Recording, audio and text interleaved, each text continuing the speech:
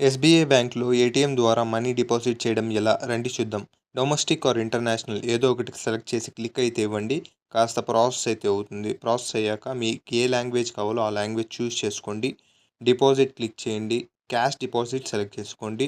Select చేసుకున్నాక కాస్త process అవుతుంది. ట్రాన్సాక్షన్ లిమిట్ అయితే అప్ టు 1 lakh అని చూపిస్తుంది. కంటిన్యూ అయితే క్లిక్ చేసి బిట్వీన్ 10 and 99 మధ్య ఏ నెంబర్ అయినా ఎంటర్ చేసి ఎస్ అనే ఆప్షన్ అయితే క్లిక్ చేయండి. ఇప్పుడు పాస్వర్డ్ ఎంటర్ చేయండి. జాగ్రత్తగా ఎంటర్ చేయండి. ఎవరికి తెలియకుండా. ఎవరైనా చూస్తున్నారని జాగ్రత్తగా చూసి ఎంటర్ చేశాక ఈ విధంగా మీ అకౌంట్ టైప్ అడుగుతుంది. సేవింగ్స్ అయితే సేవింగ్స్, కరెంట్ అయితే కరెంట్ చూస్ చేసుకోండి. అకౌంట్ టైప్ చూస్ చేసుకోవడం పూర్తయ్యాక కాస్త ప్రాసెస్ అయితే అవుతుందన్నమాట. వెయిట్ చేయండి. అంతలోపు మీ జోబులో ఉన్న అమౌంట్ తీసి ఫోల్డింగ్స్ ఏం లేకుండా క్లియర్గా ఓపెన్ చేసి పెట్టుకోండి. ఈ విధంగా ఓపెన్ అయ్యాక దాంట్లో ఏ ఫోల్డింగ్స్ లేకుండా జాగ్రత్తగా పెట్టేయండి. పెట్టాక పైన ఎంటర్ అనే సింబల్ ఉంటుంది. ఆ ఎంటర్‌ని అయితే క్లిక్ చేసేయండి.